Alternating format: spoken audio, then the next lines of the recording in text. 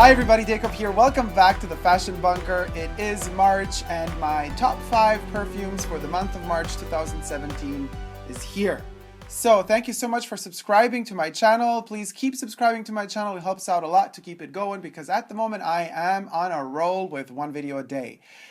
So in order to keep that coming, if you wish, please do subscribe and support your local channel. Thank you so much, guys. So let's get straight to it. I have this really interesting kind of lineup set up because as winter is leaving us, and as this cold that I have is also leaving me, so I don't know if my voice is a little bit more nasal right now. That's because I still have a cold. Did you see this bag? No. So anyway, but I'm feeling better. Thank you. I have kind of visualized like how'd you call it? Like a sort of a conceptual structure of exiting winter and entering spring because spring begins in the month of March. So my exiting the woods would be the Sycamore, Chanel Sycamore Les Exclusives. Will it focus or will it not focus? It will focus. I'm almost done with this bottle, but thank God I've stocked up last year because they've discontinued the eau de toilette. Now, I only like the eau de toilettes. The eau de parfums are awful to me, marked up, so much more money that you're spending on fragrances, and it's just out of greed that Chanel decided to discontinue the eau de toilettes in favor of the eau de parfums because they want more money. And I ain't going to spend money on it. So I stocked up on this one. The second this bottle is empty, I'm going to open the new one. However, Sycamore is one of my favorite fragrances of all time. It is woody and vetivery, but you can check the review in the description box down below. I shall post a link.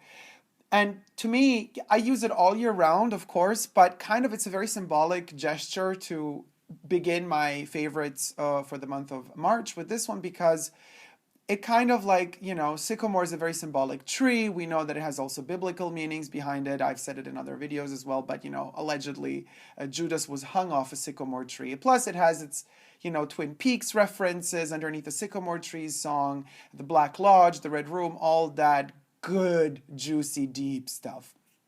So to me, I'm exiting that winter forest, that sycamore forest or that vetivery frozen forest, and it's all becoming more damp and wet as the ice kind of melts. So that's kind of me leaving that forest and entering into more the vetivery aspect of it, of this kind of wetness that sycamore also delivers with itself. So it kind of hints at what is going to come. So definitely this is a morning fragrance. I said it in an Instagram post a couple of days ago. For those of you who don't follow me on Instagram, check out my profile. It's Super Dacob, all spelled together. I mentioned that a lot of people wake up to, coffee in the morning, and a lot of people go to bed with a cup of warm milk or tea. I don't. I wake up to fragrances. I have them on my bedside table. I have like a whole on rotation set of them. And I wake up to perfume, and I put a couple of drops of perfume before I go to bed. And I go to bed with perfume. And Sycamore is the first thing I smell in the morning. So this is number 1. Moving on, we're going deeper, and we're going very vintagey now. And again, this is Opium Eau de Toilette, the original formulation from the 70s and 80s. This is a splash bottle, 60 ml Eau de Toilette. I'm going vintage because, to me, the end of winter is also reminiscent of kind of the end of an era and the beginning of something totally new. And as spring comes along and as Easter kind of, starts, kicking in, or the notion of Easter, I kind of start listening to a lot of classical music, a lot of Bach and all that stuff. And it makes me really think a lot. And nothing to do with religion. It's more a state of mind, my personal, intimate state of mind. And fragrance kind of underlines this meditation, this kind of thinking, okay, what have I done in the last year? Everything around me, is blooming and blossoming. There's this fresh life all around you as spring begins. And I usually tend to kind of veer towards this nostalgic, I don't want to say depressing because it's not depressing, but it's very kind of thought process that brings me more back and it makes me reminisce a lot. So something, vintage, a vintage formulation of something that is actually dead, that doesn't exist anymore, but still has its own smell because I hunted down a vintage bottle, really helps my mood really helps me kind of adapt to the new time and to the new way of thinking, which kind of comes along with summer. And I love spring and I love autumn. Spring and autumn are my favorite. Actually, autumn and spring are my favorite seasons of the year. You know, winter and summer are very extreme, and I'm more for kind of the in between, because you know, nothing is really black and white to me. Everything has these kind of gray zones where you know, definition of things can kind of shift. You know, words are poison because words never really mean what they really are, because words limit our emotions. So a vintage fragrance in this case really represents to me something that is long gone, but I wish to hunt it down in my memory. So it helps me kind of strengthen who I am and my roots and my kind of DNA memory patterns of where I come from. So I know it's a really deep meaning, but that's actually the reason why I love opium, especially the vintage eau de toilette in this period of the year. And of course, the contrast to that, or maybe let's just call it the parallel to it, or the mirror image of opium, is Chanel's answer to opium. It's Coco. And I've also posted this on Instagram. And if you haven't seen it, check it out. Super Dacob, all spelled together. Again, repeating myself. It's Coco, the Pure Parfum. And I've been hunting down, you know, it's been discontinued in a lot of countries. The Pure Parfum has been discontinued in a lot of countries. You can still get it in France, of course, but only as a splash bottle, a 7.5 milliliter and 15 milliliter. Now, I am a huge fan of the Pure perfume. And this is a tester bottle. This is very rare to come across, and it's 35 milliliters. So it would be unpayable if Chanel really produced it for retail, for purchase. But you know, it took me a year or two actually to find a fresh batch. And this one is a 0701. So this one is really, really fresh. This one came from France, baby. And it's, you know, the fresh formulation. It was just produced basically a couple of months ago, this batch. It's not the vintage opium, but it is the Chanel Oriental version, an answer to opium. And the Pure Parfum has been reformulated. Not so much. It's a very, very distinct smell that has been there in the past and is still there.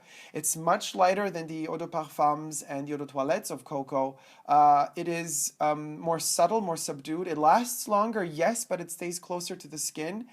But there's more of a powdery, flowery, more cloves are in there. There's a touch in there that just makes it magical. And it took me years to understand this fragrance. Years. And I'm still battling with it. I'm still fighting with it. But of the three concentrations, and I do own all three, this is the best one for my nose. And I will be making a review of the Pure Parfum of Coco. It's really, really majestic. And again, both opium and Coco are those warm residue hints of the warmth that I needed in winter. You know, of the warm sweaters that I needed in winter, of the warm pants and jackets and the layering that I needed in winter. These two fragrances are kind of, you know, my exit from winter. So that's why they're still present in March as the last drops of cold kind of vanish and let in those kind of warm, cool breezes of spring. So this is again to reminisce. And the layering aspect of both of these fragrances, they have, you know, I don't want to say hundreds. They don't have hundreds of ingredients like Chanel No. 5 would, but they have a lot of ingredients. And it's like all very layered and structured and textured. So that's why they're there. Now, that was my kind of exiting winter. And since March is that kind of cut month where, you know, we have part of March is winter, part of March is spring. Now we're entering spring. And I have a surprise entrance here. I've had this one for a long time. I use it very rarely. And I do use it mostly actually in March. This is it's in one of those limited, no, it's not limited edition. I think you could still get these. It is from the Dior Privé line. It is a 15 milliliter spray. Yes, they do exist. You can purchase them, and you could save a lot of money by doing so. They are sprays. You could buy a really expensive kind of thing to put the spray in if you want. I don't. I just take these super delicate thin glass spray bottles. This is too little to show on the camera. It is the new look 1947. Yes, Believe it or not, this is a new entry. You've never seen me talk about this one. You see how sparingly I use it? This is like almost a year worth of usage, a couple of milliliters. But because I usually use it only in March. Now, this particular fragrance, New Look 1947, we know Dior is famous for his new look. You could Google all about that. We're not getting into the fashion aspect of things right now. We're talking only fragrances. But I like the concept of new look for spring. So it doesn't really have to do much with Dior's new look, but rather with a concept of kind of reinventing yourself for spring, like it's the rebirth of your own soul. And this particular fragrance, I will also be doing a review sooner or later on it. This particular fragrance has something in it, and I shall go into detail in the review, but I can mention here already. To me, it is a better version of Chanel Allure. The Allure, the first Allure, not Allure Sensuelle. Chanel Allure and New Look 1947, extremely similar, except this one is way classier than Allure. Allure has something slightly aggressive in it and pissy. Now, I have done a review of the Allure Hair Mist, which I do love, but the Allure on my skin, you know, eau de toilette, eau de parfum, or parfum, they could go, it can go wrong, very wrong on my skin. This one is like everything that went wrong in Allure has been fixed and updated and made even better and fresher. So there's a lot of flowers in here. It's really spring, actually. So from all those winter fragrances, we're moving into this like gorgeous, fresh, flowery meadow full of spring flowers. New Look 1947. So this was my fourth perfume for the month of March, and then we have my fifth and last fragrance for the month of March, and that is, this is not a Moschino toy perfume. I rediscovered this little fella. I have him since, I don't know, 2 years now, and I'm loving him all over again. So I mean, it's and actually there you go for the fifth fragrance. Jeremy Scott in the house, just to you know, celebrate the fact that we have this little fella as our representation for the month of March and like the epitome of spring. So you decapitate the bear,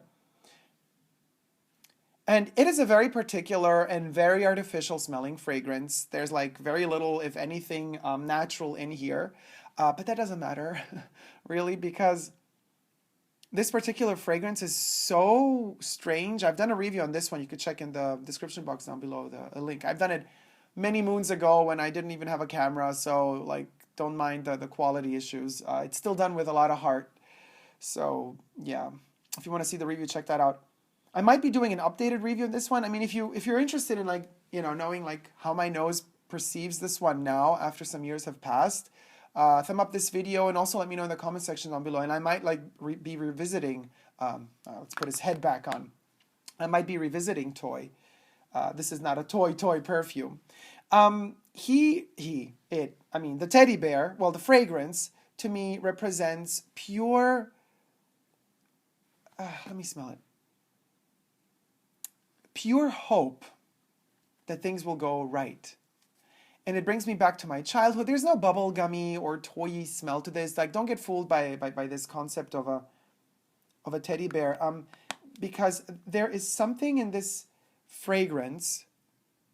It has nothing to do with toys, but it has to do with memory. There's something sweet and bitter about it, you know? Just like growing up, there's something bitter about reminiscing of the past and of youth and childhood.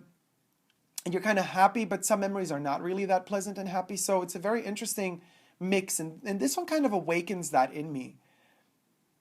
But it gives me hope. There's something in here that is so hopeful. And the dry down of this one is really, really pretty.